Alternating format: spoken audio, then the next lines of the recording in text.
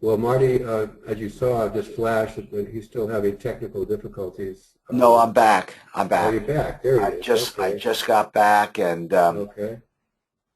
um, uh, you want me? Why don't you give me back the screen because I do have something Sure. I want to show, and I guess How you do I do that here? I don't see it. on. It says change presenter. Oh, right up here. Yeah. Okay. Got it. Marty, right. And we were just mainly sort of everybody said a little bit about themselves, and I said a little bit about Cass. And Okay. that's what we're Okay. doing. Mhm. Okay. So I should be able to show my screen now. Right. Let's see if that comes up.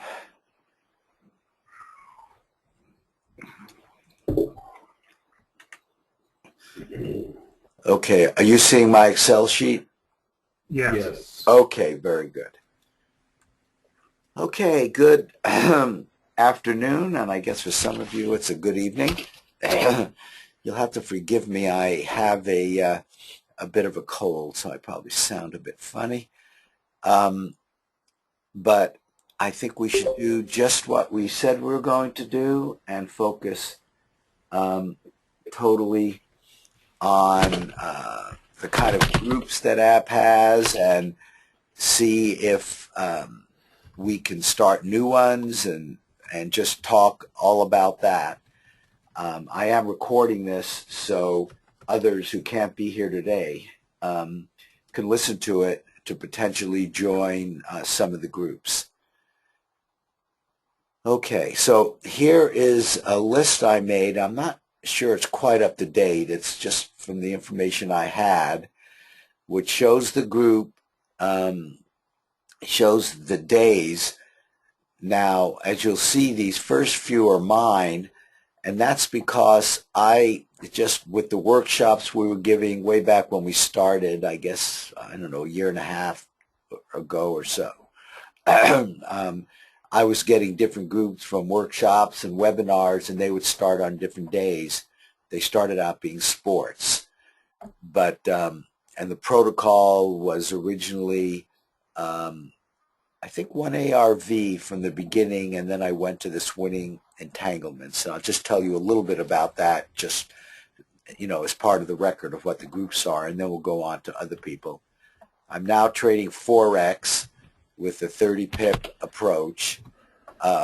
Here's a group manager list, and here's email addresses. So if people want to, in fact, get a hold of you, and they're looking at this video, they'll be able to do that. Now, okay, so this is my best summary now. It may not be completely accurate, but that's one of the things we're doing here is to bring this up to date. Let me just say a few words in summary about what WE is. Okay, WE stands for Winning Entanglements, and you all know what standard binary is.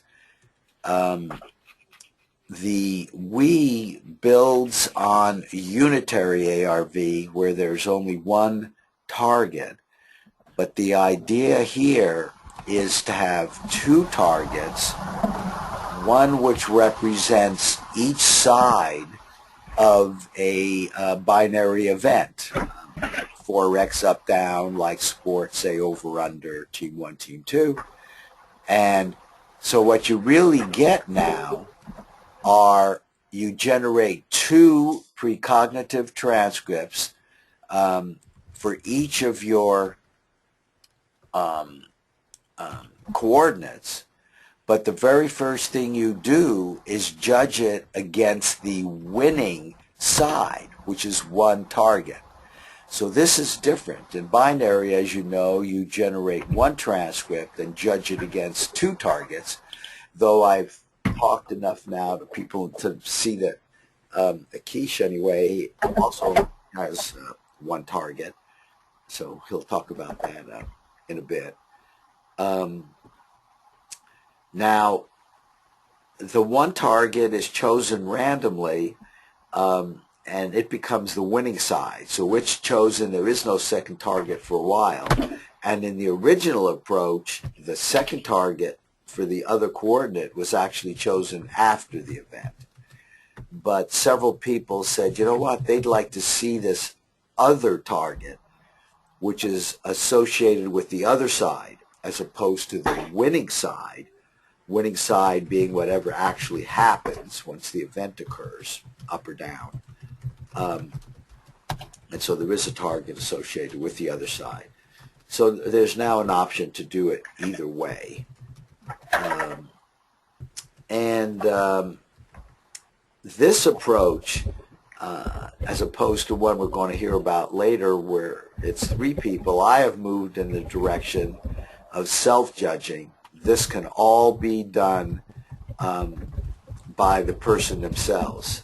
I'm the tasker now, and as the tasker I send out emails which give links to online information, and then from the online approach everything else is done via online or email. Okay,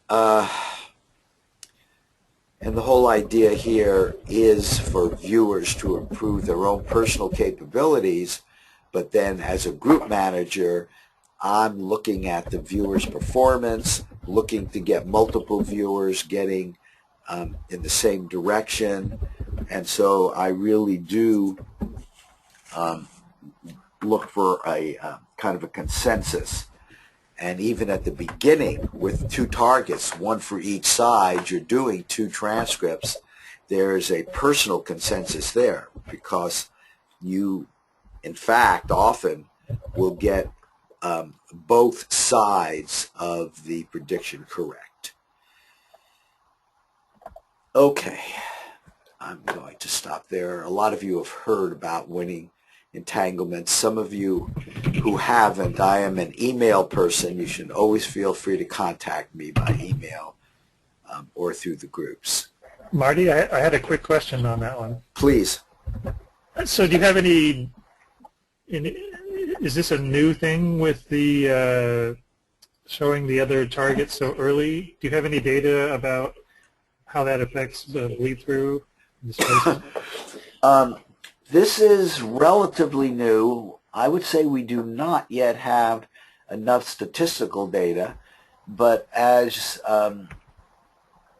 you know, I guess you would expect, some people are doing quite well. I have some people doing over 70%, but I have other people who aren't. And one of the things which I've learned, and you may not, all of you may not agree with this, but I'm not making a super big deal out of the protocol per se. I think it's all about the viewer. I think a good viewer could do well in any protocol because the tasking in ARV is virtually the same. You know, describe and sketch the target associated with your coordinate. I do believe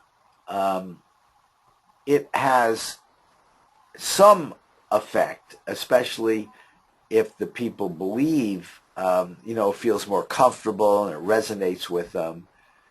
But this one was designed to allow viewers to improve by watching their own performance and by giving them the ability to have a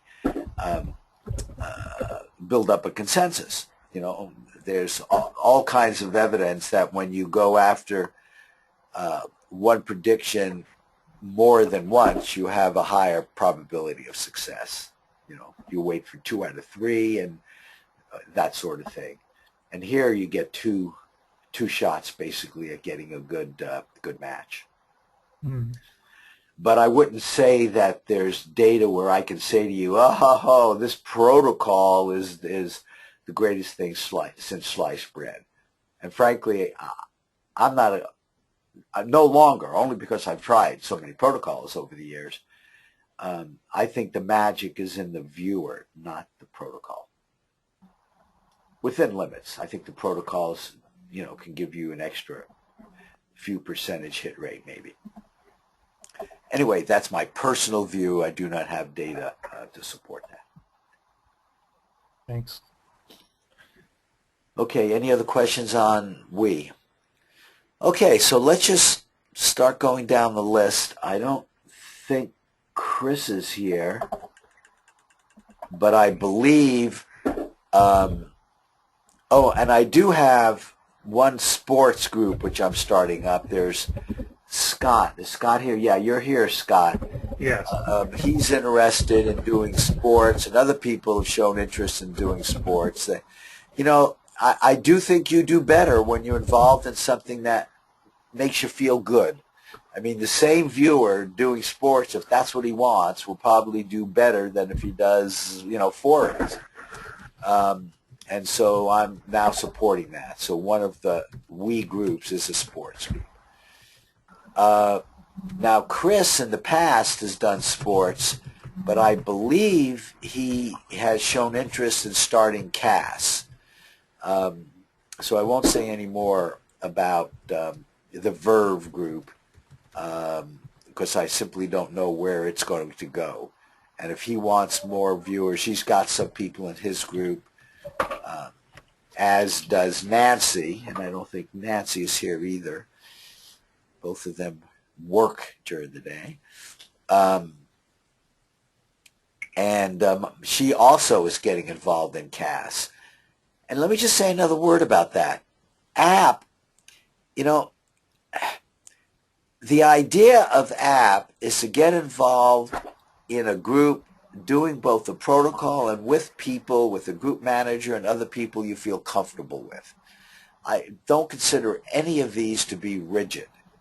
And I think that's really important. You know, some people feel like there's a loyalty to a group. I don't feel that. I feel there's a loyalty to maximizing your hit rate. One person gets up to 80%, we get our paradigm shift for the long term. And that's the objective here. The objective here is to just get to the point where we can have long-term high hit rates. And that's what we're working for, with a long-term commitment to keep doing it in an app-like environment where it's public. Okay, so Verve and Sublime, I believe, are both moving towards CAS. Dung Beetle, which is Alexis, he put together a protocol, had put it online, and it was a very interesting kind of protocol. We had a whole webinar and actually a couple of them on them. Some people started using it. It keeps a lot of information. Some of you know about Lynn Buchanan, for example, who keeps information on individual viewers, and some are better at colors, some are better at people, that sort of thing. Alexis was starting to do that as well in his own fashion. So he had a very extensive database built in here. But his has been dormant for a while, and I don't know what his plans are. He went back to school. So that's the situation. You know, all of us have other parts of our lives. Someday I hope we all start making enough money at this that this becomes our profession. And I've always felt that is going to be the way it is. When we get to the new paradigm, people who do precognition, it'll be a profession for them. From the Heart was something started by Tom.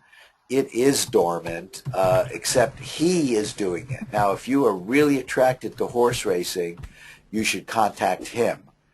But within app, as far as I know, it's dormant. And Picto, John, that's dormant. That was yours. John? Right, we did one, yes, we did one set of experiments on that, and that is now dormant. Yeah, okay, so that's dormant. You know, but I did just try to put together a complete list for the record. And Russ, Russ, I don't suppose you got a mic. Russ, who can chat to give his response, his approach seems very unique to him. So he is a group of one. And I simply don't know if he wants to train others to do, okay, yeah, I see that, Russ. But I don't know if you're interested or if other people could learn your technique. It seems from everything I've seen to be very specialized to you. So his is a group of one, but he posts predictions. One of the things we all do in app is post predictions, so we have clear precognitive records. And nice thing about precognition, as long as you post it, you really can't cheat. And then Dave, he's anything but ARV.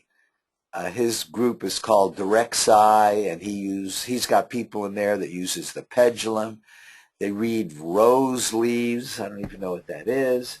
And they do other things as well. So that is his group. So now, you know, I wasn't sure if any of these other people would be here. They've chosen not to. So now we're up to where I think everybody, oh, Lowers may not be here, but the new thing, and I say it's new, but it started last year at the workshop with Ed May, and that is this CAS, and John is the man in charge of that. So why don't you take over, John, and I'll give you the presenter thing again, okay? Just hold off a sec. Thanks, Marty. And let's just look at your list here a little bit of CAS groups. Okay. Yeah. So I'm going to start a group definitely, and I'll talk about the trial we had last fall. Igor may start a group. I think he's considering whether to use CAS or not, right, Igor? But you're going to use Forex in any case as your area of betting. Oh, so his would be Forex, if he Right. does it here. Good. Yes. Okay, and Nancy up in the Sublime group, they're converting Sublime to CAS. They wanted to do that last fall, but it's been almost a year. We haven't had the software for any substantial time period. And then Chris Georges has expressed interest. He's gotten the instructions. He's going to start implementing them. Right now, both Igor and I can run CAS sessions and all that, and Nancy and Chris are in the process of getting up to speed. Because with CAS, it's not like a simple program that you install on your computer with one EXE. There's 4 components, and you have to download them, and they work together, so it's a little bit tricky at first. But to actually run a session is simple, as we'll see. If you want to switch now, Marty,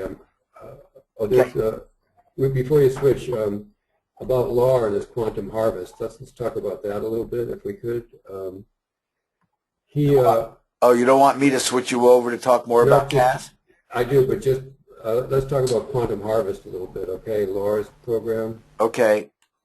LAR is another person who's a programmer in C#, I believe he said, and he's come up with a program that allows you to do solo work or other ARV. It's similar in a way to Bill Gaddis's new intelligence software, which I beta tested a little bit. Laura is working on the making it more user-friendly. It's rather hard to see the flow through it, but that's another option for people in terms of running ARV experiments or tests with LAR. Laurentiu Bukur is his name. There it is, yeah. Okay, Marty, I guess I'm ready to switch unless we have more to talk about with these groups. Okay, yeah. Any questions on the rest of this before we go into the details on CAS? Okay. Good. You should be able to get it now. Right. Okay. Okay.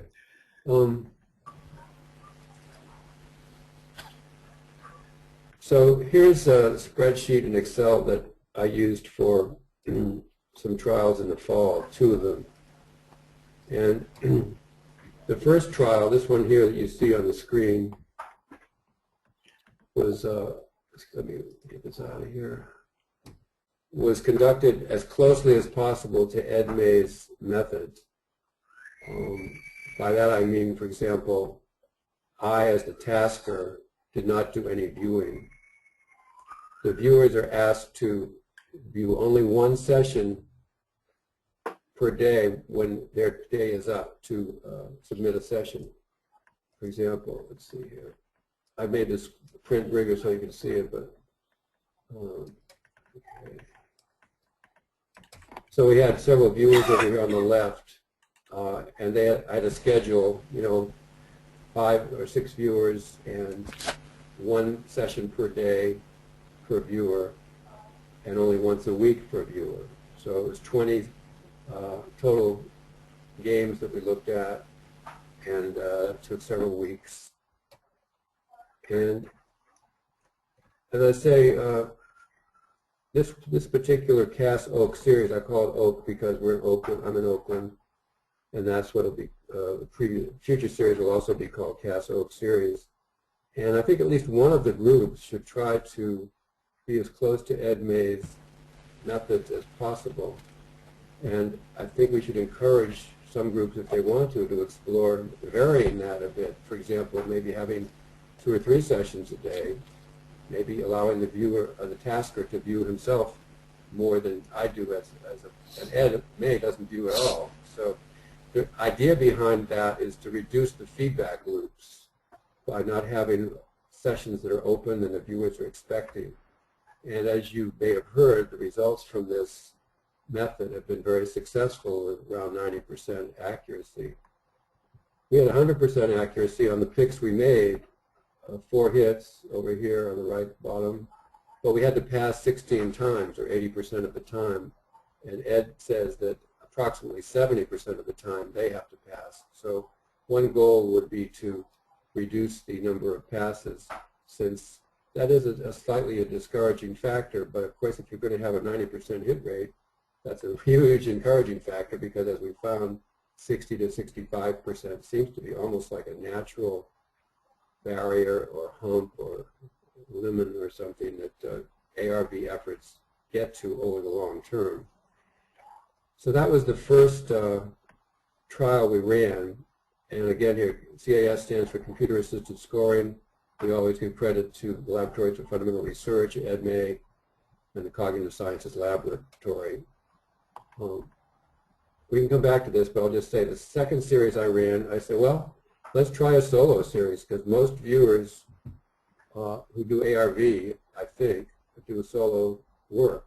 If you go to 10,000 Roads, you can meet a number of people there who do work ARV sessions, but it's solo. So I said, well, let's try a solo, and I did it myself, and I only had no hits, 1 miss, and 9 passes. So that would appear to suggest that we should not do solo ARV. However, maybe other individuals will be successful doing solo, so I don't want to discourage that, particularly in light of what Ed May said about the CAS protocol. Let's get to this little technical measure that they use, which is 0.4519. If the figure of merit, and I don't know if we have time to go into all of that right now, but if the figure of merit is of a certain height, it's 0.4519, then you're able to make a pick. But Ed May says that that figure, 0.4519, is particular to the 3 viewers that he uses, and he's not claiming that that figure will apply to other groups. Now, I used 0.4519 when I did this trial, and we had viewers, all of them had some experience, but they were not, say, of the caliber of Joe McMoneagle, because nobody else is. So even with viewers who are not necessarily, super accomplished at ARV, we still had these results, so that's very encouraging. I combined the 2 totals, but because the solo is so far off, I don't think we should pay much attention to this compilation. And also, I set out this template in case anybody else who runs a CAS group wants to use it. I found it very helpful because while the CAS software enables you to run a session, and we can go through and do one of those if people want to, you also need something else day to day to track stuff, in my opinion, because the CAS software doesn't track half of this stuff. It just tracks a little bit. And even if it did track it, you don't know, it's not in a table form like this, where you can see what's happening as you go. Because you're supposed to record the TRN, the target reference number, ID of the viewer, trial number, the date of the event, and the time zone, the league, and so forth. The bookmaker.eu is what we use to get the odds for a given event. In sports, we're talking about, of course, not Forex or something. The result, points scored, and we also record this, that when the session was done, the viewer is asked to record when did you start, when did you stop, what's the time zone, and the date, of course, because that figures in when people are figuring out whether there are given times, local sidereal time that is better than other times. You've probably heard that 1300 local sidereal time is supposed to be the optimum, half an hour on either side of that. Greg Kay has written about that in his series, which is online. He'll be speaking at the conference in June. And then, of course, we keep the figures of merit. I keep it here, and the picture. Now, CAS does keep this data here, not the absolute difference, but it keeps this other data. And if we want to later, we can look at this over here, which is about, well, maybe we should look at it now for a second. So if we use 0.4519 as a cutoff, we had 4 hits. But hits have much higher absolute figure of merit differences than passes do. And I calculated this today. I don't know if these are accurate. I just did it quickly. But the mean absolute difference for the hits is 0.4, and for the passes it's 0.1, much, much lower. So these columns up here, X through AB, were not picks, but I tabulated them just to see what would happen. If we had picked a higher figure of merit each time, we would have had 12 hits, and we would have had 8 misses, or 60% accuracy, and that 60% accuracy figure comes up again. If we bet the higher figure of merit, when the difference is greater than 0.2, we have 7 hits and 1 miss, which is 87% accuracy. But we only have 20 samples here, so we need to get many more to see if any of these measures maintain or hold. So any questions or comments about this aspect of CAS? I'd just like to add, John, that just to make clear to everybody that the viewer in CAS just does one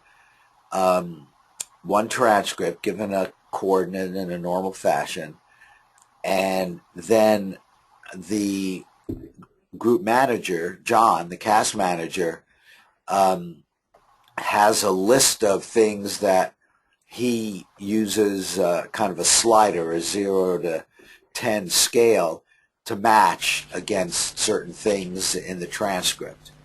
And that's where the figure of merit comes, because that then gets compared to the same questions which have been run through many, many people to see how they would use that 0 to 10 scales on all these questions.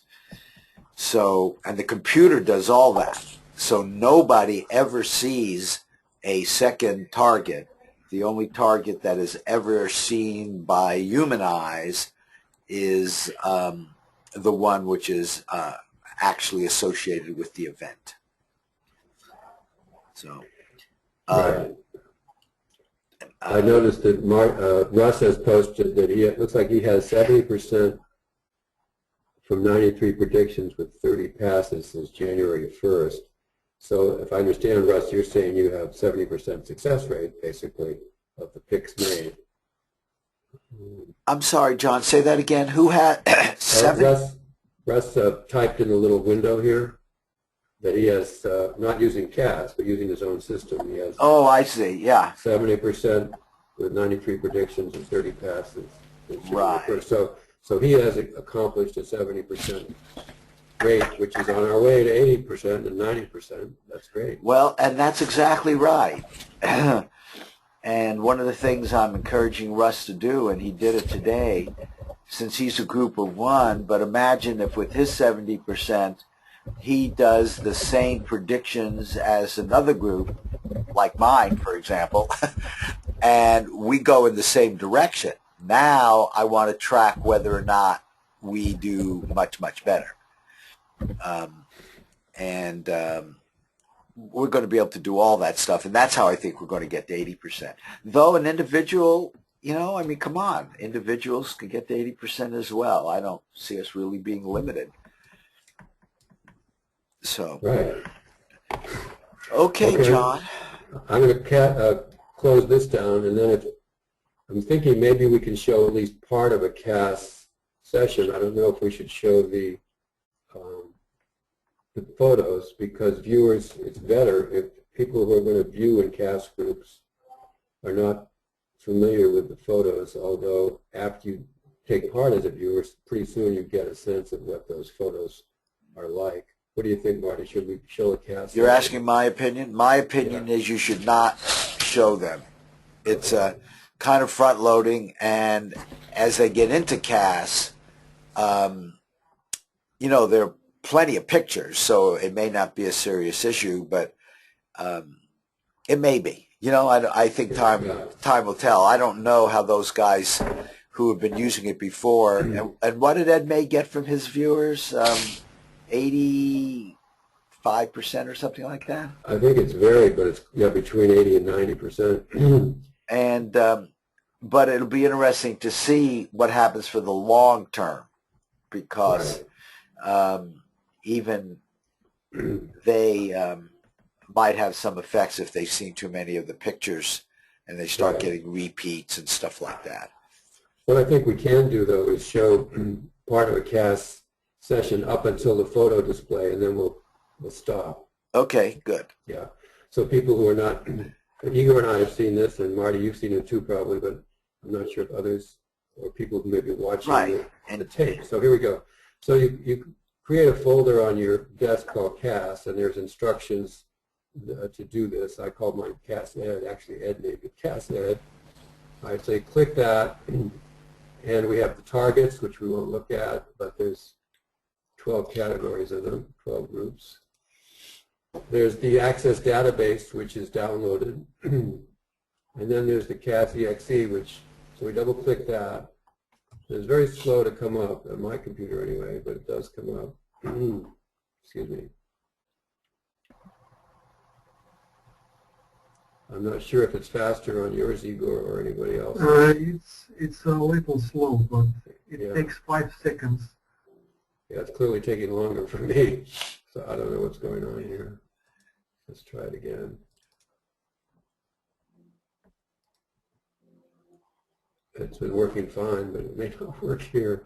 Igor and I have been beta testing it, and it's worked fine up until now. Maybe it's because we're on the share GoToMeeting. There we go. I think that's what slowed it down. So here's the dashboard. You don't have that many choices. You either conduct a session, you go get feedback, you compute the summary statistics, or you exit. I'll look at the compute the summary statistics first. So I'd have to select a study. We've been through a couple of iterations of the testing and had to delete the database each time, so I don't have much in here. But suppose I wanted to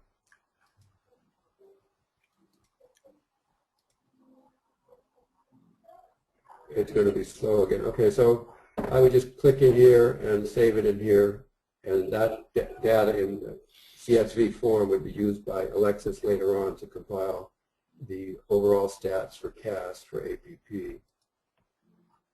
I'm going to return to the dashboard. All right, let's do a partial session here just so you can see what it looks like. Conduct a binary ARB session, okay. And this is the welcome screen. We always give credit to Ed May and the group that put this together. They claim they took, I don't know, anywhere from 20 to 30 man years to produce this software. There's a number of papers that Ed May has written on it, and if anybody wants those papers, I can zip them and send them. Some people already have them. All right, please select a study. Well, let's start a new study. Okay, we'll do a new study. We'll call it, oh, I don't know, today. And comments optional. Okay, new study. First name for a new participant. Marty. Flat, the viewer. Okay. Start trial. All right, so this is to get a time stamp on the data. You can do it just that fast if you want to. We'll continue. Now I'm going to X out of this. Whoops. I guess I'm not. These are the categories, and if you're going to be a viewer, don't read these, don't look at these. It doesn't kill the opportunity, but it's better if you don't know all these categories. All right, so these are the categories that they developed over time. And as a group manager, you're going to have a session that you're looking at over here, and you're going to say, well, is there a building? If there is a building and the viewer names the building, you've got to give it a 1.0. We won't go into all the details of this. But basically, you move these sliders over based on what's in the photo, based on your intuition, your estimate, your sense of what's in the photo, in the sessions, what's in the sessions. You haven't seen the photo yet. And once you do that, you click OK, and you get a figure of merit, which is the accuracy and the reliability between the photo and the session. And you can see these are both low. And if you do it randomly like I did, you're going to get low figures of merit. The threshold is 0.4519. So we click out of that, and it wants us to save it so that Alexis will have it later on, or we have it later on to look at. So save that. And it saves the session. And then we can end the session. Right now we're not going to end the study because there is a bug that has to be worked out, so we don't want to end any studies. We're just going to end a session. So if you're going to be a group manager, please do not end a study at this point. All right, so we end, and we're done. Oops, okay, a little border. All right. So to get feedback, you would go back into CAS, and you click again on that, and you get the feedback once the event has happened. At that point, the computer will choose the photo that corresponds to the winning event and randomly select that from those 300 photos that are in its bank. You and the viewer get to see that one photo. You never get to see the other photo, ever. So that's one way that they figure that reducing feedback loops and obtaining these very high success rates. So that's pretty much, I think, all I have, Marty, unless you can think of something else we should mention about CAS here. I have a question. Yeah, Igor. For example, when you are in the CAS on the screen with the sliders, yes? Yes.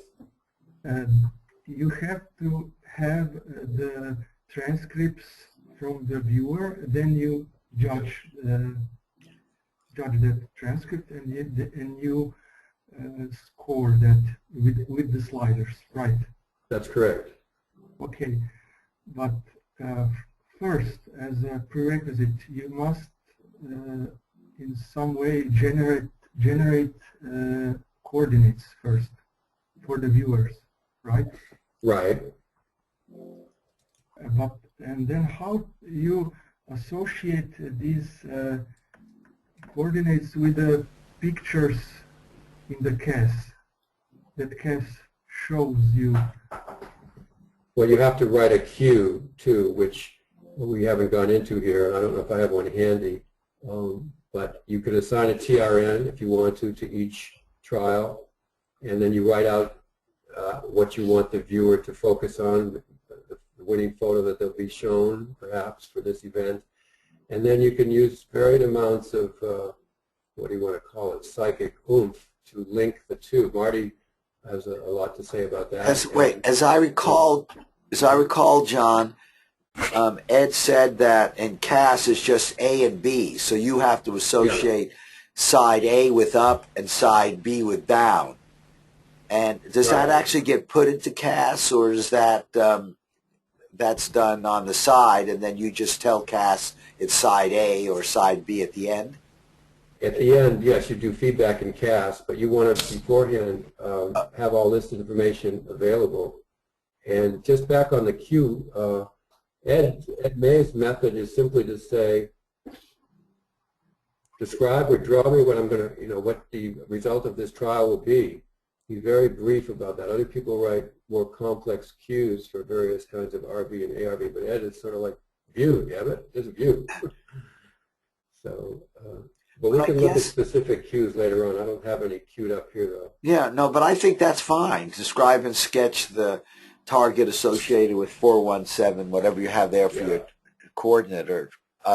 But I guess I also don't know. In other words, CAS doesn't accept that A is up or B is down. That gets put, that gets put on this line here, I see, where you have away or home, and A is the away team and B is the home team? Right. Okay. I set it fixed to make it easier. In other words, I don't vary it. A is the over or the away team, and the B is the under. Okay. And that didn't seem to be a problem. I think that answers Igor. Igor, that answer your question? Yes, it's now clear to me. And I can send you some sample cues that I've used and other people have used for various ARV things, but in CAS it is rather simple according to the way Ed does it, the cueing. Okay, any other comments or points about the CAS? only other comment which I've made to you, John, and I will say it again, is I hope one of the CAS people will let everybody in the group do an individual session for one prediction. In other words, here what you did, just as you said, is you followed Ed's approach, which was one viewer for one prediction, and that was it until that was actualized. And then you get all these passes. Imagine if you could get 5 or 10 people, then you'd have a much higher chance of at least one of them making a prediction on that particular for that particular event. And we talked about doing that in Vegas, right? Yeah. Ed suggested we could do that, although I had some doubts myself about it, but I'll think about it more too. Yeah, but I know you discussed it with Ed, and he didn't see any flaws in that. Again, I think a lot of these things, the only way you find out is by doing it over a long enough time that you get statistical data. Right. Another aspect is in terms of getting the number of viewers for each CAS group. Now, Sublime has a set of viewers. I have, I believe, a set of viewers who are ready to go.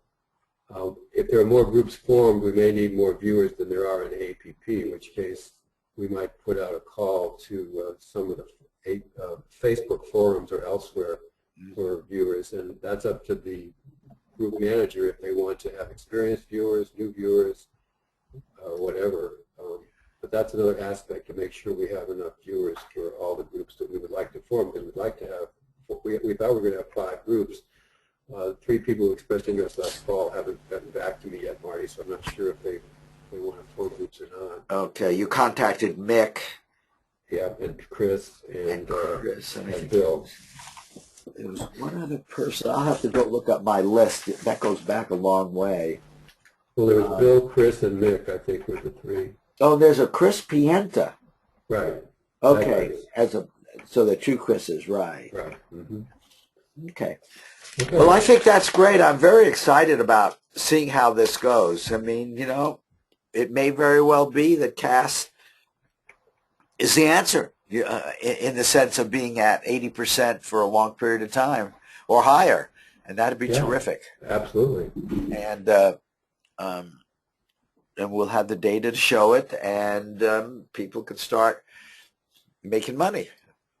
But let's get the statistics and do it. Okay, I'll show my screen. Has anybody else, should I put any other names here? It sounds like Igor is still a question mark. Is there anybody else that definitely? Nancy is a yes. Is there anybody else whose names I should put here? Not that I know of, unless someone Okay. else on the form here. Okay. Very good. Thanks, John. Sure. Okay, why don't we go, just because I had you next, and then we'll do Igor Akesh. Is that how you pronounce your name, Akesh? Yes. Actually, Okay. it's Akish, yeah. Can I give Yeah. you the screen? And I Yeah. appreciate you giving me a heads up on that document.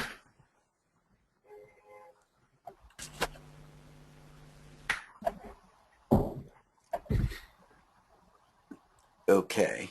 So you should, there you go. I see your screen. Yeah. Okay, well, I'm not taking too much time, okay? I will just explain the system very quickly. It looks And, like you could make we're it gonna- bigger. Yeah. Okay.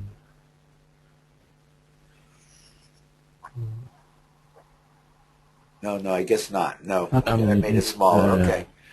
Okay, that's full size for whatever reason on my screen. Okay. Okay. Yeah. In fact, this system, I developed it a year before, while I was watching Dr. Courtney Brown, okay? His work on, I was watching it on YouTube, okay, on multiple universe. And I say, maybe some of you have watched it on YouTube. In fact, he's straightforward about how to get a target very precisely. Okay, well, we have to do the viewing time first, then the target time, and then the toasting time. It is very interesting. So I have developed it according to his work. Okay. Well, for this to happen, there should be at least three. There should be, in fact, three categories of person involved.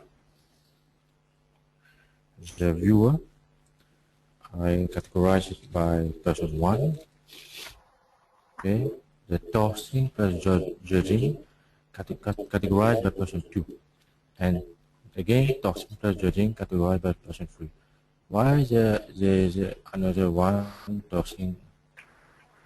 Sorry. Yeah. Why there is another person involved? Because the third person should not know about, should not see the transcript. Okay. Let's continue. We talk about the person one. This is very straightforward. Okay, so the viewer will get his or her with coordinate by email. So queue will be like this. Okay, viewer's name, the name of the viewer. In fact, I will send in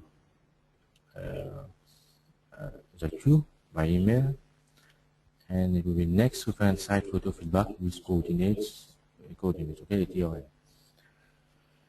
And one thing I did not mention here is that the viewer should not do any viewing prior to his or her feedback. He or she should wait for the feedback, not in between doing another viewing. That's very important for the viewer. I'm sorry. I guess I didn't quite understand that. Say that again. The viewer should not do what?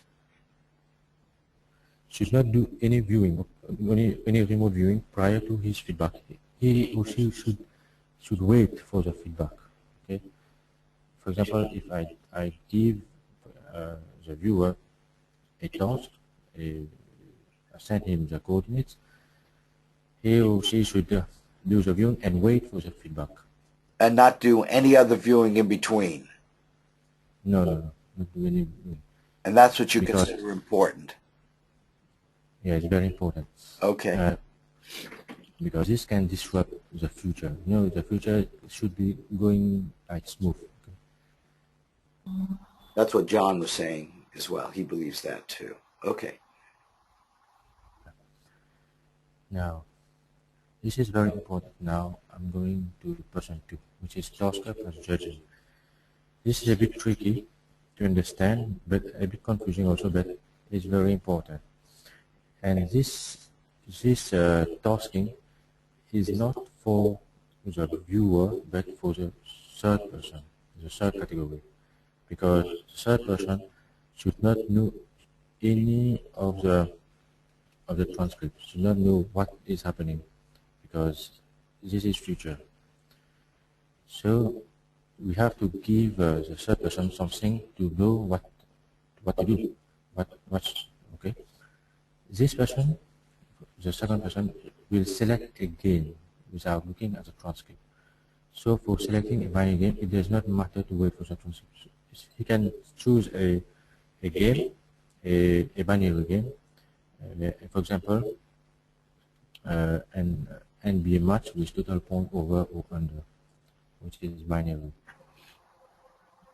So, okay, wait a minute. Yeah. Now, there's a tasking part 1 for the person to do. We have to do a random selection of pairs event, and this is not photo, only event which we know. There is a list here. We have to choose it from the list, not photo. We should not have photo in front of us, only by guessing. Okay.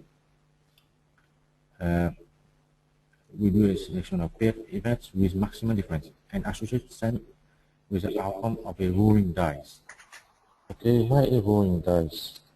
A rolling dice is because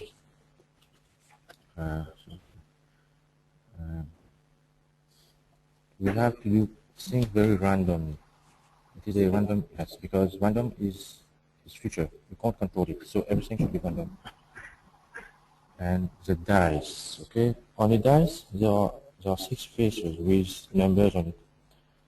So each number's face, which is, we associate each number's face with a paired event. And you can see on this dice, on the representation of the dice, for example, if the dice outcome is 1, we represent it as man-made versus natural living. So we know that 1 represents a man-made things. A man-made things may be a vehicle, a natural living, maybe like a rabbit like this, but only this, not background, everything, but concentrate only on the man-made or the natural living. And the second outcome, no, the second number on the dice represent dynamic versus static. Dynamic may be an aircraft going versus like a tree. It is a static, like standing like there. And number 3 represent land versus water. So land can be like there are buildings, big buildings, and versus water, maybe small fish in the water, like this. Okay. And 5 represent load versus calm. And I skipped 4. 4 represent chaotic versus peaceful. Can be like a tank war versus a person relaxing at a beach. And load versus calm is a bit the same as man-made versus natural.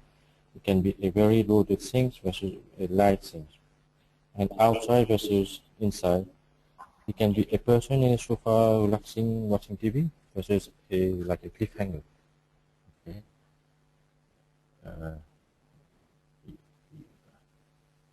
Everyone understanding a bit now what I'm talking about? Did you say loud versus calm for number 5? Yeah. Right. Loud is in a noisy area.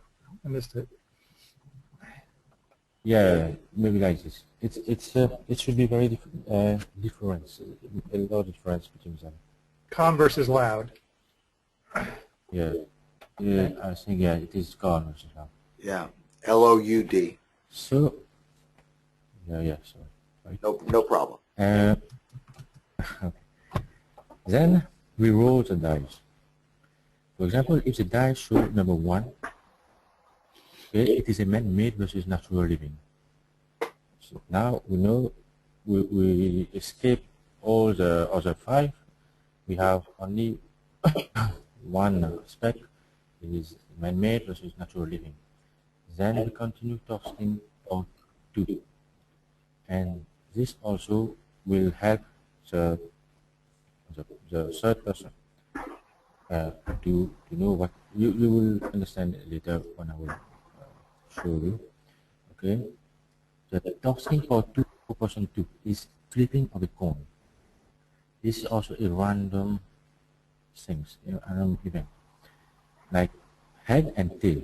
Head means like this, man-made, dynamic, land, peaceful, outside, and tail, natural, static, water, chaotic, and science. And what we'll do is this. Right? This is very important. We always look for over. For example, for the game, the total points. We always look for the over, because then we will know that the other one will be under. If, for example, the outcome of the flipping coin is a tail, then over is natural living, under is man-made. Okay, okay. For example,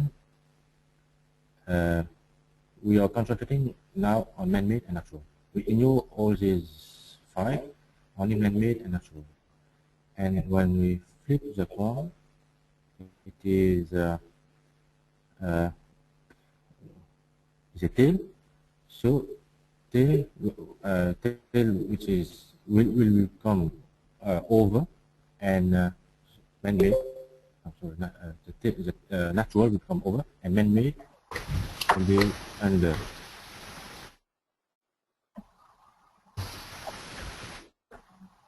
Then we do the analysis. We got 2 things here. We know that over is a natural thing, under is a man-made. Then we open the transcript. By analyzing the transcript, if the remote viewer describes natural living, for example, an animal or a person, so definitively the prediction is an over. It will categorize and be over, because over is a natural living, under is a man-made. Then we go to the tossing and judging of person 3.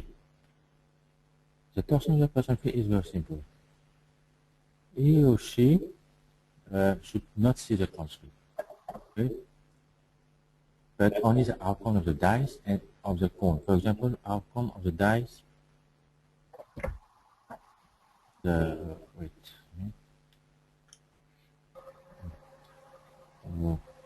outcome of the dice roll is 1.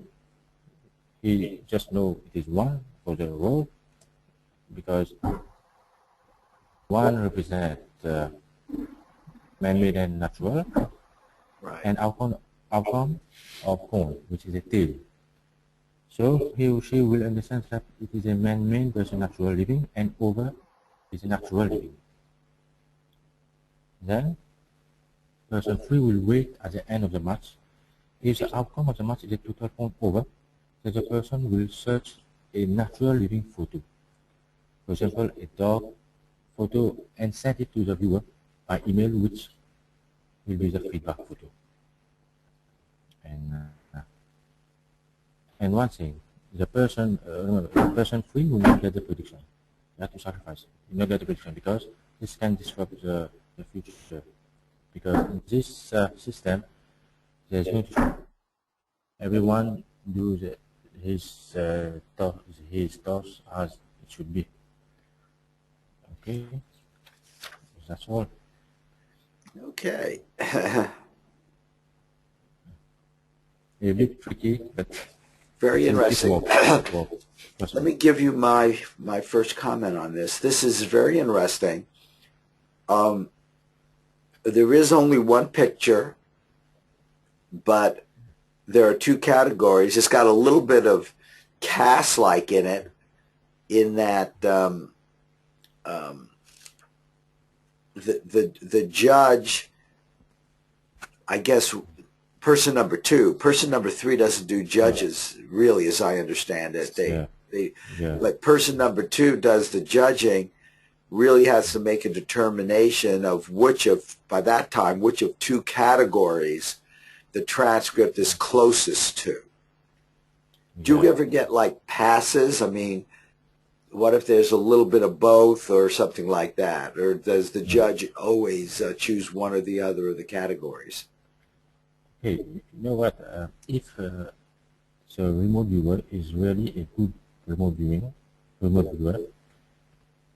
he will get a distinctive picture, a distinctive description, and a passive one. No, there are many remote viewers, but there should be active remote viewers, and it works very well with them. Who did the remote viewing for you? Is it your wife? No, actually, a colleague. Okay. I was using this system for at least 1 year, and I was doing the remote viewer myself plus the person 2 myself. But for the person 2, I was using only man-made versus natural. So it is as if it is a front-loaded view. I know in my mind that it can be either man-made or natural. So there's a big battle in my mind doing the of it. But if we have several remote viewers, then we get a good outcome. Consensus. Okay, well, that I see. I understand the protocol, I believe, and the judging, as always, is a critical part of this. Did you have like a ranking scale, or, I mean, how did you know when to go versus when to pass? Okay, why I was watching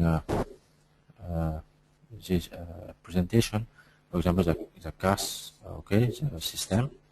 I saw that it is very interesting. There should be further judging like a software to do the judging very well. Yes, because while guessing, you can make mistake like this. Yeah.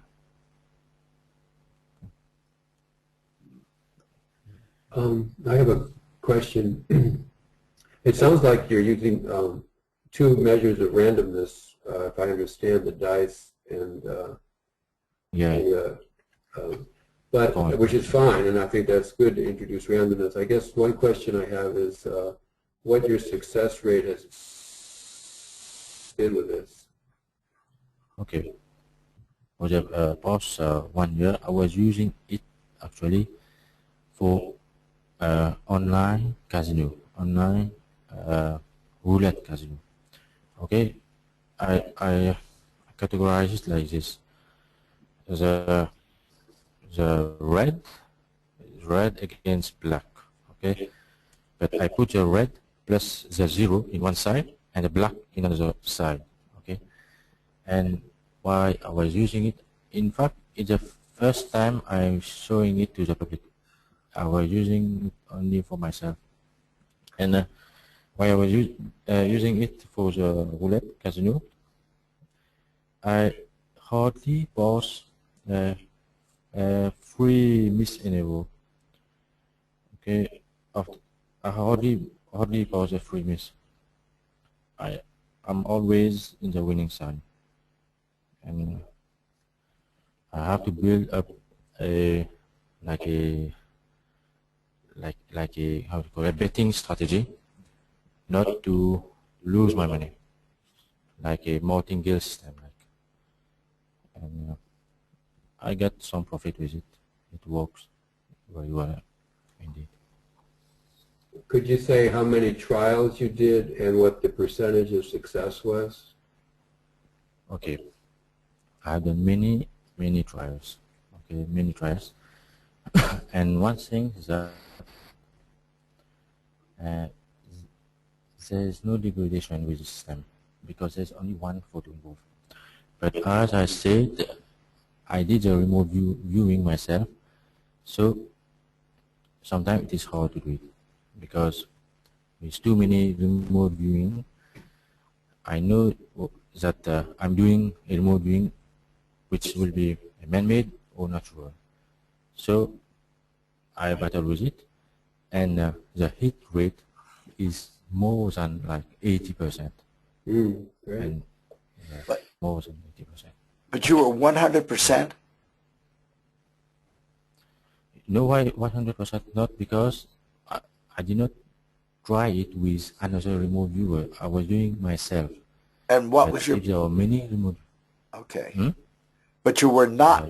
yeah, At one point I thought I heard you say it was 100%.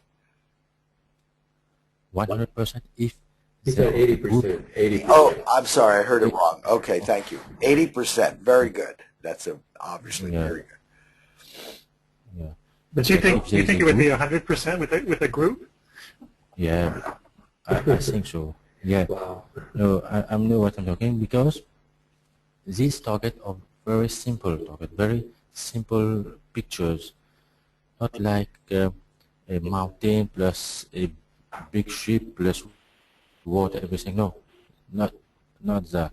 Only simple pictures, and with a group it will work. Well, when With you it, say a simple picture, I guess person number 3 here selects a picture from yeah, maybe yeah, from online. Does he have guidelines or she have guidelines as to what can be in that yeah, picture? Because at CAST, for example, they're all outdoor scenes, but there are a variety of objects or things of nature in them. Are you saying that the picture should be quite simple, like a well, boat or yeah, very something? quite simple.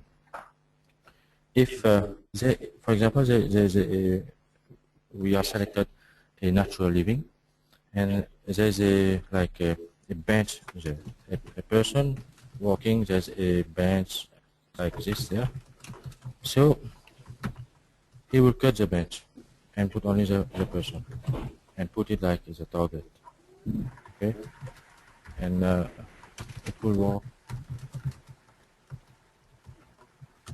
Well, it certainly sounds like a promising, if already successful system. And as someone who was into unitary ARB early on, I'm all for it if you can get it with one photo.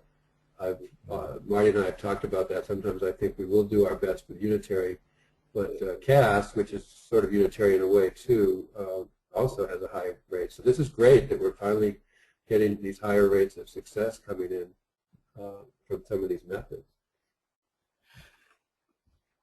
Okay, so it sounds to me like the next key step is organizing viewers and getting it so the predictions can in fact be put into the app system so that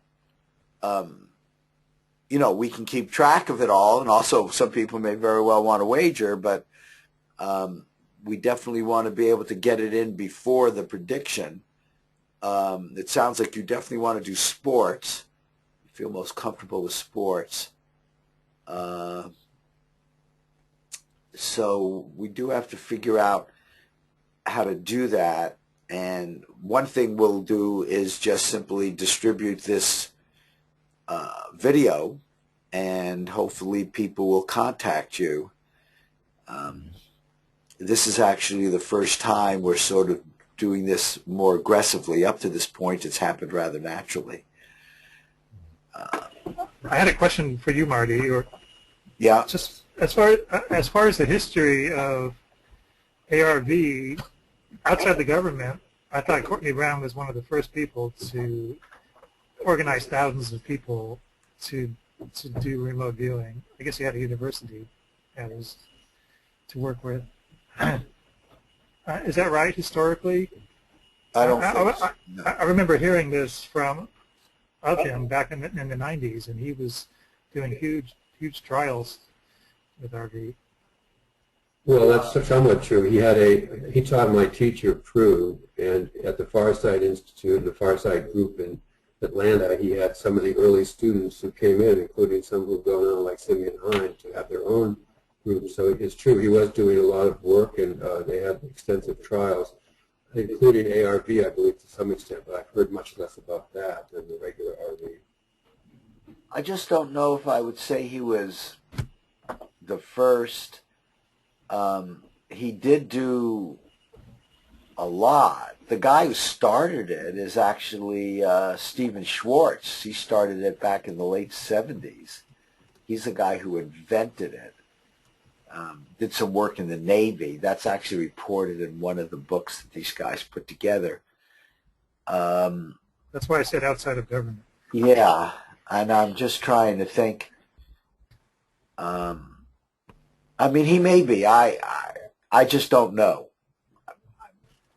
He may be. I have no problem giving him lots of credit. Courtney's been around for a long time. So. Well, he also came up with this sequence of events, which is different from the ordinary, where the session is done first, and then the feedback comes later, and then the event happens. He has, in his book, described different sequences there, but he ran some extensive experiments noted in his book, which were failures. But I think, I'm not sure, Akesh, if you're also using a varied sequence of events. Maybe not. Maybe the viewer just submits his session. Are you familiar with Courtney Brown's sequences, Akesh? In fact, Yeah, I watched John, him several times. Yeah, John, I've read that one change he did from the normal binary, and it doesn't allow you to make a prediction. What Akesh is doing here is standard binary, except it isn't binary. The only thing that makes it binary is there are binary categories, but only one picture, which is the same thing that CAS does. It's binary in a real sense, but only the computer knows what the two choices are, Right. and chooses the two categories. Akesh's is similar, except the two categories are known by consciousness, human consciousness, but only one picture is chosen, and period. So we just has two pictures and two transcripts, and getting the right association is what the viewer does there. Now, some people who like including me, think that it gives the added ability of corroboration or consensus. However, you guys could do multiple targets on the same prediction if you wanted to, one after another, to get the exact same effect. So, Marty, I just wanted to mention that Laura joined us a little while ago, and since time's passing, maybe at some point we should have Laura say something if you'd like to. well, yeah, but first let's go back now. It's Igor's turn. And then, good, Laura's here. Hello. Hi. Okay, good. We're down to the last two on the agenda. We don't even have to go back to me. The last two are Igor and Laura. We just finished the quiche, so let's turn the presentation over to Igor. And since he was next on the list, let me get... Okay, thank you. I'm ready. Good. I will turn that over to you. And then, yeah, I wasn't sure you were going to be here. Okay, you should have something on your screen that says you could be the presenter. Do you see Yep, my there you screen are. now? Yep, I see your screen. Okay, so this is something about a new group. In this group, I would like to predict some major currency pairs. The main currency pair I'm right now interested in is British pound and Japanese yen. And that why? Because these pair have the highest average daily price movement in pips. Here is one picture that explains that to you. You can see the average movement in last 5 days, 30 days, 90 days, and 200 days. And you see that for pound and yen, there is 95 pip movements, 109, 150 in last 90 days, and so on. And the other currency pairs of interest are also Euro yen, Swiss franc yen, and British pound franc. But for now, my main currency pair is pound and yen. The next step I was looking is to find out what are good time and I mean hour to enter the trade. So I found this picture. The source of this picture is this website. And when you look for the pound and yen, you have this chart. Down you have hours. It is in GMT time zone from 0 to 2300 hours. And here on this website you have these numbers represent the pips, the movement in pips. So for example, I found out that the best time to enter a trade is somewhere between 4 and 6 a.m. GMT, or 10 or 11 GMT time zone. And that is because you see, for example, in 4 and 5 a.m. you have on average you have a slow movement of price, 15 pips for example, and then after this time from 6 a.m. and to 8 a.m. the movement grows to, for example, almost 35 pips. And also you see I have two arrows to help me with the word. No, we get what you're saying. That's very Okay. interesting, especially if you want to make it a very short-term trade. I mean, if you're willing to stay a day, then you'll go through all these hours and get your direction. But yeah. I will back to this chart a little later, because I mentioned to you I was working with Mark White last few weeks, and today we had one successful trade on British pound and yen. But just me say something further. So I imagine to have two teams, and that's because Mark White, he likes to argue his own way, which with his own software. He has this Excel, some kind of program called ARV Creator. So he's doing his own sessions, and then in team A, I need to first decide which of protocols will I use, but I think I will use CAS. So team A will have its own prediction. Then team B will use binary protocol, and I'm already experimenting with Mark. And team B will have its own prediction.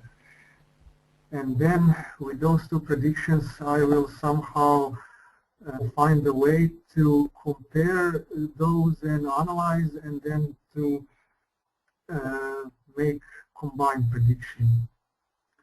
So we can, those two teams can then support each other to make a decision easier or not. We'll see how will that work.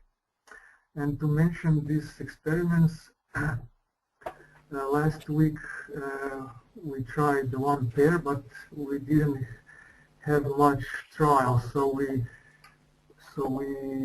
didn't conclude. We didn't have good conclusion.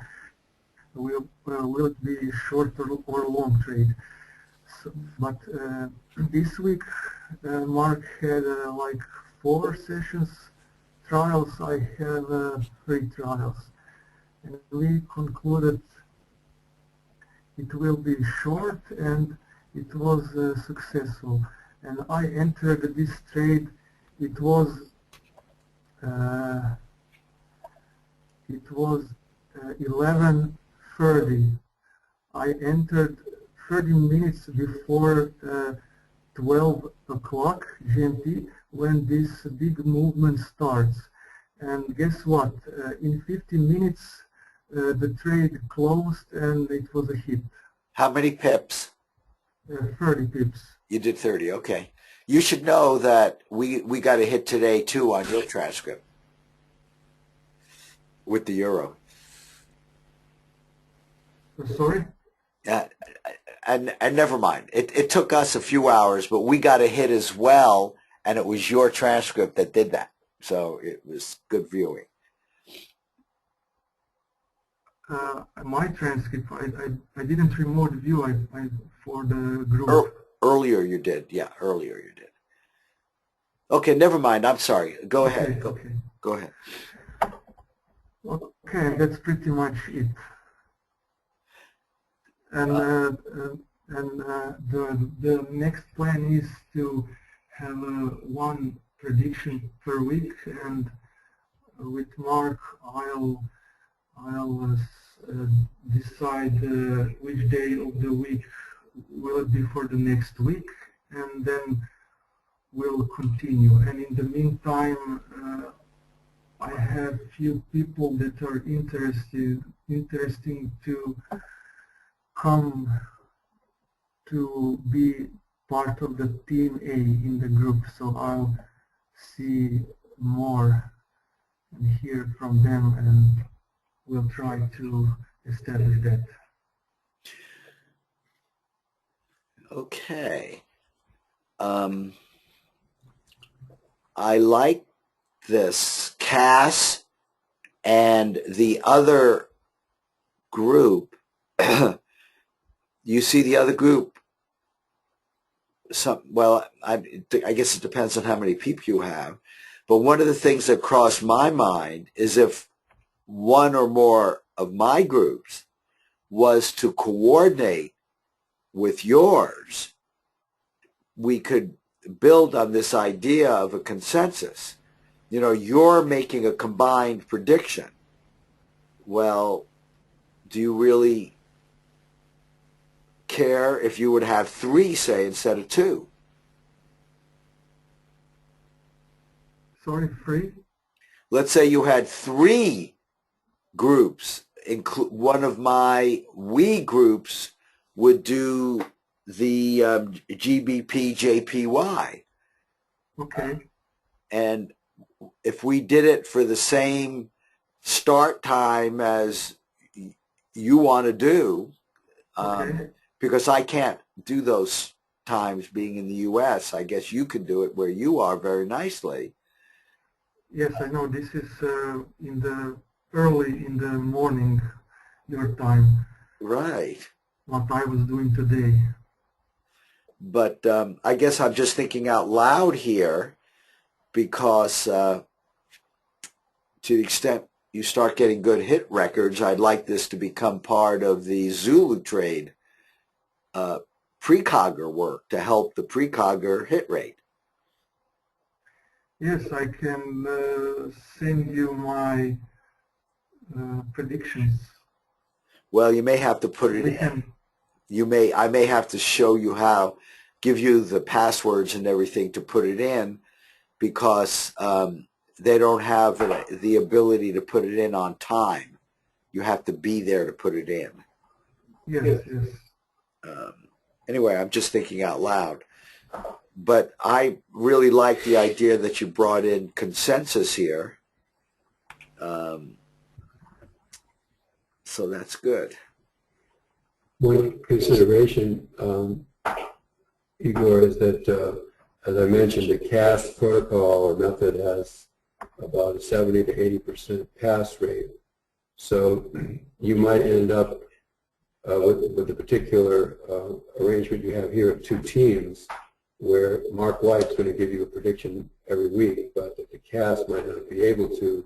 And as Marty says, if other groups that are doing Forex can chime in, you might still have 3 or 4 indicators. And in the past, I found that very useful in the Aurora group to have 3 separate indicators of predictions too. Well, in fact, that's a good point, and that fits in with what I was saying, I think, because we could, for the one prediction a week, I think we could modify one of the we groups to coordinate with Igor's timing, and give him our prediction for the GBP JPY. Could you go back to that chart that had the 3 different? Okay. Go back. Yeah, that one. Tell me again what the light green and the gray and the dark green is. I really don't know. Oh, okay. Okay, so it's the total volatility by hour that. I didn't pay attention on that different colors. Yeah. Okay. Because the timing of putting it in may not be clear. I mean, the remote viewer just describes and sketches the feedback photo. I understand why you did it, because I like to get fast responses as well. And I guess where you're living, you can do that. I think I want to think a little bit more about it. I don't see any downside to coordinate one of my groups. Are you open to that? To have one of my groups, as well as Mark White, as well as Cass, all participate in your weekly prediction on the GPY, on the GBP? I can try. You need to show me how to manage all that. Well, yeah.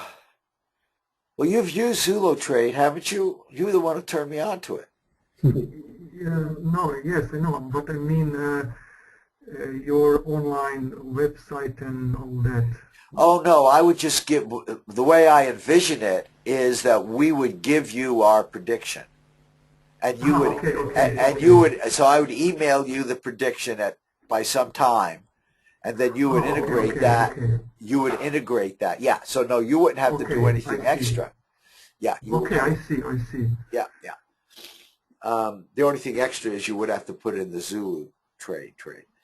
But let's let me think about it some more. Maybe we want to get some history going in any case, but again, we face the challenge with you on getting people. So, okay. Very good. Just one thing. You also, Marty, noticed with Zulu Trade and any other, for example, trading platform, you can't enter a trade based on time. Correct. Because the normal way traders and everybody trade is based on price. So you can make your own pending order based on the price. Yep. So I was checking with support of my Forex trader, where I have my own personal account, and they said that this could be programmed. I don't know what the price will be, maybe, I don't know, Well, $100, and that can be, for example, it can be done, but it is like a customization. there is a broker called Interactive Brokers.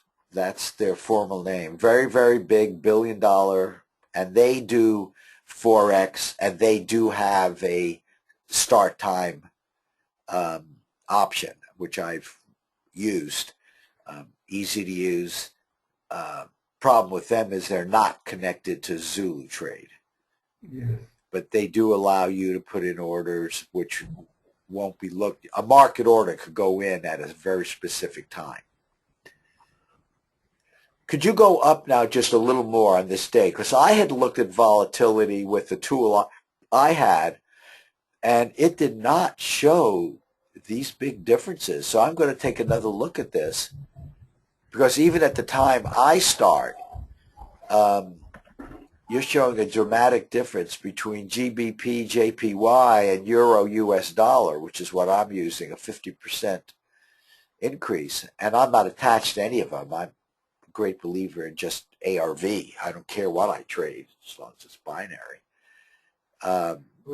So I'll take another look at that and maybe make that my stand. Well, I just Google for it, and you have a lot of other sources, and I saw one other source, and the data is not the same. It is little, the numbers are different, but Yeah, but that's an interesting one.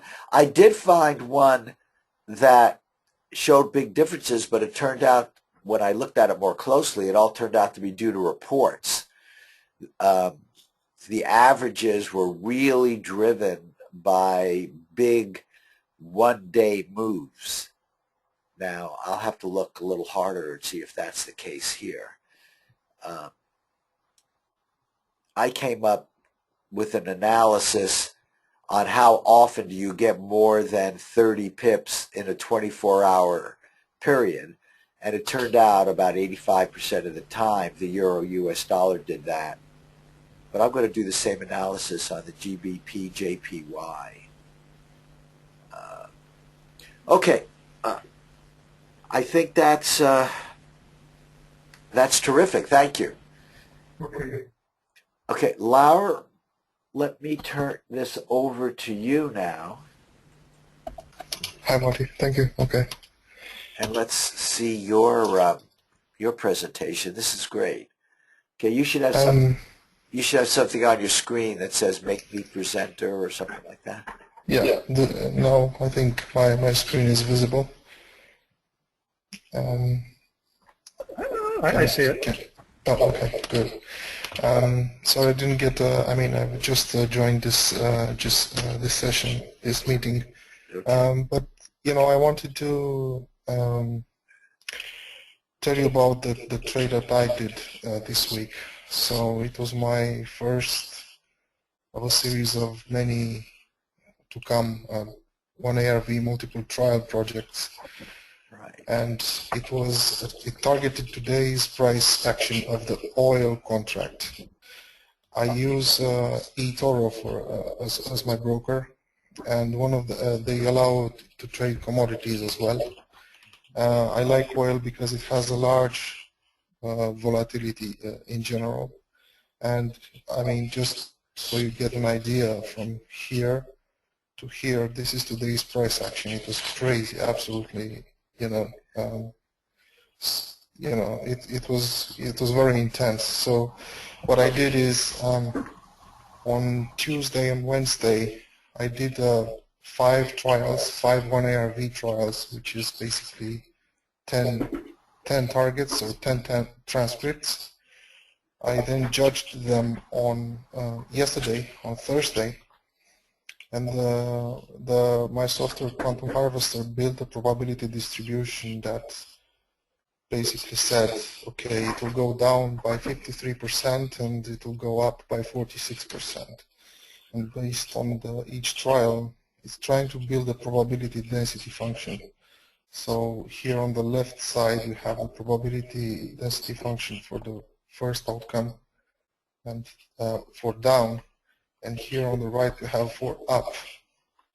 And I'm not sure if these things are correlated, because if you look at the price action from the open, so it went up and then sharply down, and it's close to be below the opening price. And if you look at the probability density function, from the open to the high, this probably corresponds to this signal that I have from my subconscious. So, and for the down price action, everything that happened after the high of the session corresponds to going down, hitting the low, and closing below the price.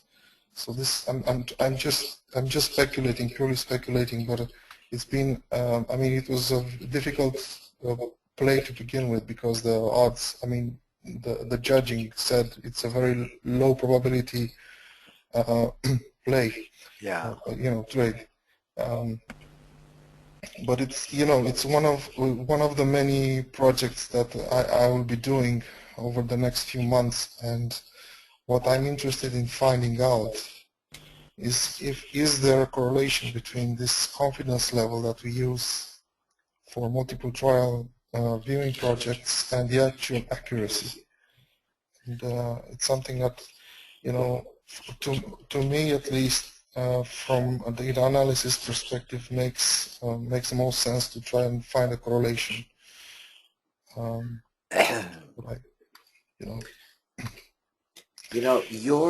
Being honest with you, your approach is, at least to me, the most complicated to sort of understand the details of it. I love all the analysis that's buried in it. What we really need, of course, is a history. The bottom line in all of this stuff is the history. Even your speculation about the two things, hey, if you get enough of those charts and they do show that kind of correlation over the long term, then we'll know there's something there. But otherwise, it's just speculation. I'm very big, and I know you are too. I think, in fact, all of us here appreciate the value of data. It all is going to come down to the data. Definitely. I would very much encourage you to keep doing what you're doing now in terms of being a viewer for my group, but also, why don't you use your quantum harvester on the same prediction? This idea, we've now seen it a couple of times already, and we uses it kind of intrinsically, of trying to build up a consensus, because we all get passes. CAS gets the most passes, but right now I think they have the highest success rate over a reasonably long term. And it may be that this idea of consensus is the key, plus judging harder. A lot of the rest of us with lower percentages, 65 percentage, which is still good, I think a lot of that may be attributed to not judging it as hard as, say, Cass does. I'm speculating now, but one thing which I do know is getting corroboration.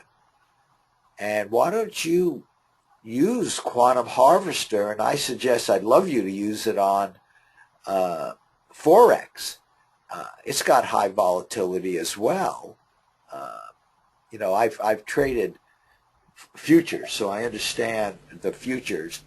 But in Forex, we're basically with 30 pips getting a 15% profit or loss, which is good enough. I mean, a lot of people would tell you shouldn't even take that much. That's too much, but that's what we do. And I think on your oil, it was probably in terms of the margin that you put up. It wouldn't surprise me if you typically put your stops and limits at numbers which are like 15% of your margin. Yeah, it was difficult to trade. That's all I can say. Yeah, that one was. But, the idea is, and I think even if you do oil, it's very important for you to make it truly binary and have a stop and a limit, which are the same, so that, basically the probability, is 50-50, because that's just sort of the way these markets all work. When you make a relatively short move. Absolutely, I totally agree. And if we come to a consensus of what target should we do in any particular week, I would be more than glad to include that in my own personal data set that I'm building, and we can reach a consensus. Yeah, well, you're currently in one of my groups. I don't remember which one. Do you remember the name of it? It's Poised, in the Poised group. Oh, I need to put you in one of the other groups as well, which does something weekly. Poised is very special, and one of these days I want to have another whole webinar on that, because I think there's something going on there. And I just don't want to do it now. Poised is a whole different issue because it's report-based rather than more random-based. I'm going to put you in another group, a Forex group, and my suggestion is, how when I send out my emails, that basically gives you 5 days notice until it's done. And maybe you can do a regular viewing for me using We, and then also do Quantum Harvester, and we'll see how they compare. Absolutely. Okay, that's terrific. That's terrific. Thank you, Mark. No, thank you. All of you. I mean, this is, from Ath's perspective, this is just so terrific. I think the next step is to put this out there. I'll put out an email with a link to the video, which talked now about all the different possible groups. And I think each group manager needs to encourage people to come into their group. And we'll see how it goes. As you've already seen, some groups start and stop, and other groups combine, and people move between groups, and I think all of that is very healthy. That's kind of what we want. And we'll be keeping the records, and it's very important to keep personal. How are people doing personally as well as the group? Because the group records have a lot more to do with it than just the protocol. We've already seen so many cases where how does the group leader interact with the people, for example. That's one of the issues. There are many issues. Okay. Oh, you gave it back to me.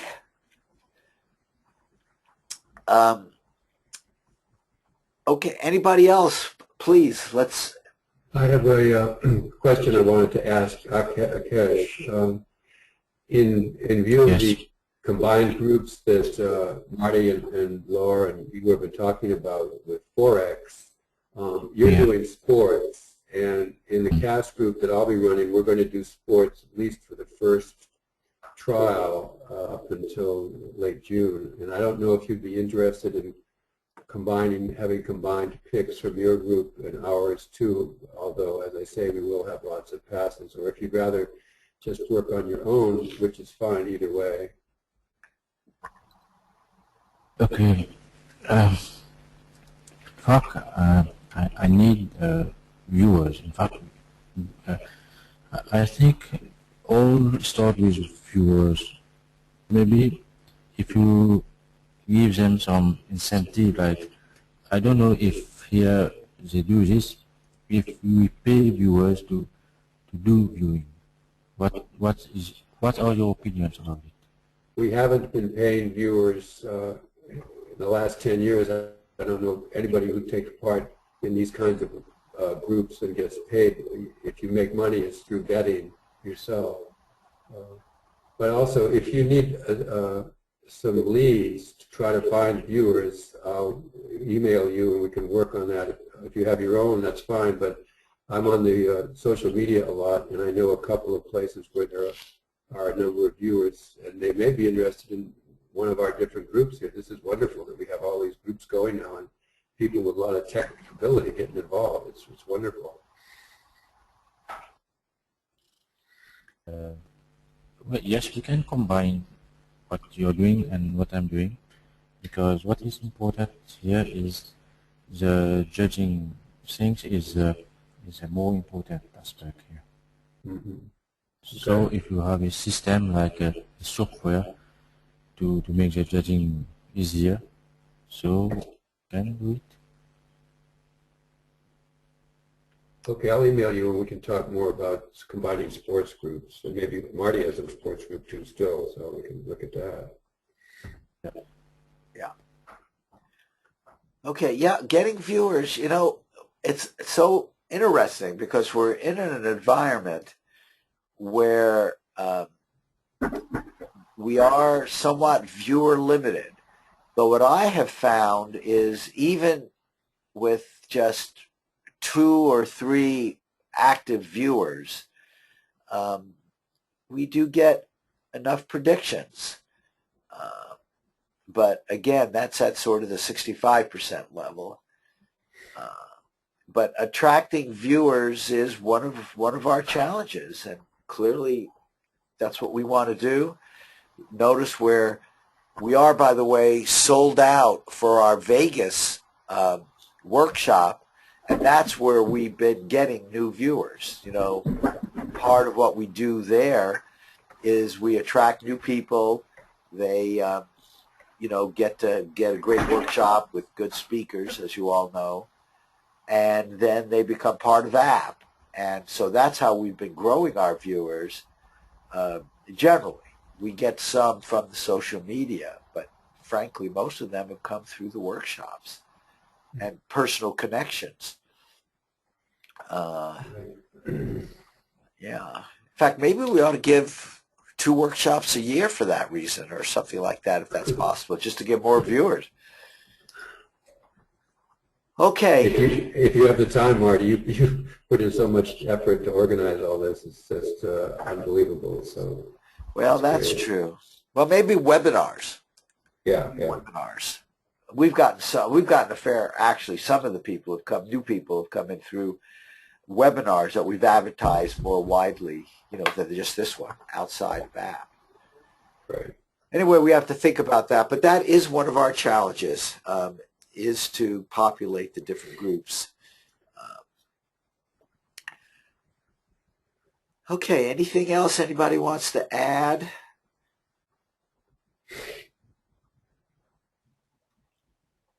Okay, I will put out an email and distribute this. And let's just keep working this. This was very good. And we'll stay in touch. Everybody's emails are here. And let's just keep working the groups, and let's keep precogging. I had some individual questions for you, Marty. Okay, sure, shoot. I mean, it doesn't have to be to the group. Oh, okay. I mean, they're welcome to. It's okay. It's not. They're not really private. But Okay, you know what I'll do? I'll turn off the. Okay, go ahead. We can keep the recording on then. Or maybe I'll turn off the recording. What you're saying is it's not relevant to this group meeting. Is that correct? yes. Okay. Yes. I'll turn off the recording now.